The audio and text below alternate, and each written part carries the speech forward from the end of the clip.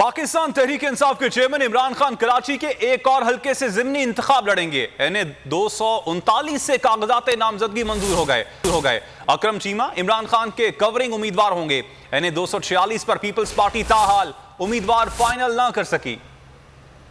عمران خان کراچی سے ضمنی الیکشن لڑنے کو تیار. این اے 239 سے کاغذات نامزدگی منظور. پاکستان تحریک انصاف کے چیئرمین کا 9 حلقوں سے ضمنی الیکشن لڑنے کا فیصلہ.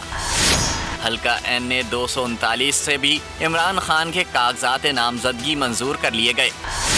پی ٹی آئی رہنما اکرم چیمہ عمران خان کے کورنگ امیدوار ہیں. وہ 2018 کے الیکشن میں اس نشست سے کامیاب ہوئے تھے.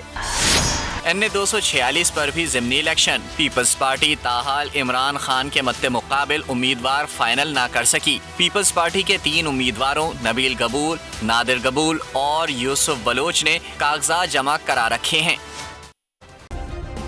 سبسکرائب کریں اور بیل دبائیں تاکہ کوئی خبر رہ نہ جائے.